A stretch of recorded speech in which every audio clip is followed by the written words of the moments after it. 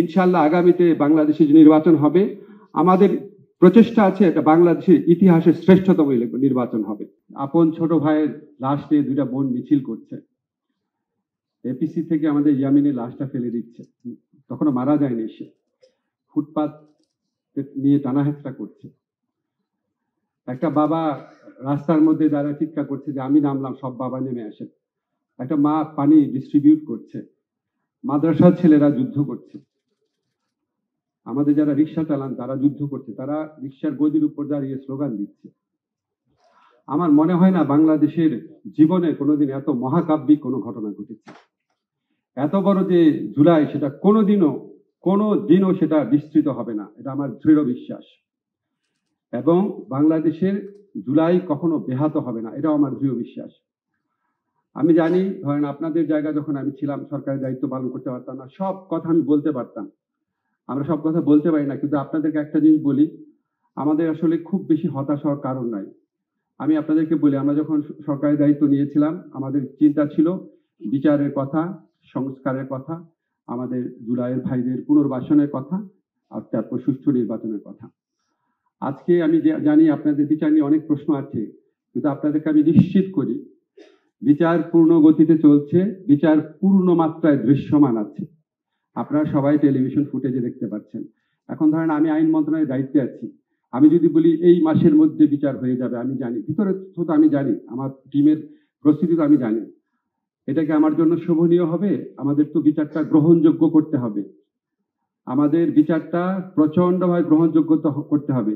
শেখ হাসিনার ফ্যাসিস্ট যে দল, সেই দলের লোকজন হাজার হাজার কোটি টাকা নিয়ে বসে আছে। এই বিচারের প্রতিটা জিনিস পুঙ্খানুপুঙ্খভাবে তারা তদন্ত করে তারা বিশ্ববাসীকে বিভ্রান্ত করার চেষ্টা করবে, বাংলাদেশের মানুষকে বিভ্রান্ত করার চেষ্টা করবে। ফলে আমরা সর্বোচ্চ মানের শ্রেষ্ঠ একটা বিচার করতে চাচ্ছি, এবং আপনারা নিশ্চিত থাকেন, আপনাদের হতাশ হওয়ার কোনো কারণ নাই।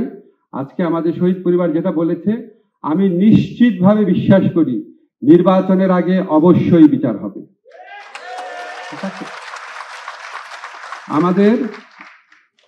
আমাদের যে সংস্কারের কথা আছে, দেখবেন আমরা নিজেরা হতাশা ব্যক্ত করি, কিন্তু আপনারা নিজেরা চিন্তা করে দেখেন তো, এখন পর্যন্ত যে ব্যাপারগুলোতে ঐক্যমত প্রতিষ্ঠিত হয়েছে, সেটা হচ্ছে সংসদীয় কমিটির নেতা থাকবেন বিরোধী দল থেকে, সরকারের যে প্রধান থাকবেন তার মেয়াদ হবে 10 বছরের, তারপরে আমরা উচ্চ কক্ষ নিয়ে আলোচনা করছি, পিআর হয়ে যাবে আমি দৃঢ়ভাবে বিশ্বাস করি। আর্টিকেল 70-র যুগান্তকারী পরিবর্তন হয়েছে। আমাদের এই যে 4টা অ্যাচিভমেন্টের কথা বললাম, আরো কয়েকটা আছে, আমার এই মুহূর্তে মনে পড়ছে না। আপনি চিন্তা করেন তো, গত 54-55 বছরের ইতিহাসে কত সংস্কার ভাবনা হয়েছে, কত দল কতভাবে বসেছে, কত বিদেশিরা বসেছে, কত প্রজেক্ট হয়েছে, কোনোদিন এই 4টা ক্ষেত্রে অ্যাচিভমেন্ট হয়েছে?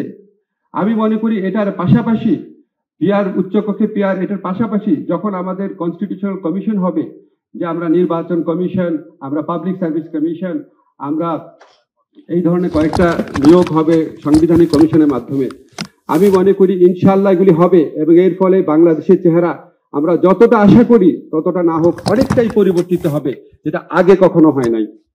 আমাদের অনেকের হতাশা আছে, আমাদের যারা শহীদ পরিবার আছে, যারা আহত আছে, ওনাদের পুনর্বাসন নিয়ে।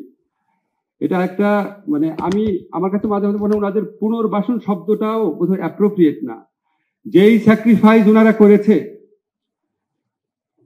কোটি কোটি টাকার অনুদান, 10-12 জনকে চাকরি দিয়েও কোনোদিন আমরা তাদের ঋণ শোধ করতে পারবো না। কিন্তু একটা জাতির নিজের কাছে একটা বিবেক বোধ থাকে, একটা মনে হয় একটা কৃতজ্ঞতা বোধ থাকে, সেখান থেকেও এখন পর্যন্ত যেটুকু হয়েছে আপনি খেয়াল করে দেখেন, আমরা অ্যাটলিস্ট 95%কে আইডেন্টিফাই করতে পেরেছি, তালিকাভুক্ত করতে পেরেছি। ওনাদেরকে খুব ডিটেইল বলতে চাই না, আপনারা জানেন সবাই, অনেক কিছু করা হয়েছে, আরো অনেক কিছু করা হবে। নির্বাচনের লক্ষ্যে আমরা বলতে চাই আপনাদেরকে, ইনশাআল্লাহ আগামীতে বাংলাদেশে যে নির্বাচন হবে, আমাদের প্রচেষ্টা আছে এটা বাংলাদেশের ইতিহাসের শ্রেষ্ঠতম নির্বাচন হবে। এবং আমাদের একটা জিনিস মনে রাখবেন, আমাদের অপরাধ বোধটা অনেক বেশি। আপনাদের কষ্ট আছে, আপনাদের মনে হচ্ছে এটা হচ্ছে না কেন, এটা হচ্ছে না কেন, আর আমাদের প্রচন্ড অপরাধ বোধ কাজ করে। যখন জুলাইয়ের কথা মনে পড়ে, জুলাইয়ের স্মৃতিগুলো চোখে ভাসে, মনে হয় আমাদের অনেক কিছু করা দরকার, অনেক কিছু করার ছিল। এই যে তাগিদ, এই তাগিদ কখনোই কখনোই ম্রিয়মান হবে না। এই প্রতিজ্ঞা আপনাদের কাছে করে গেলাম।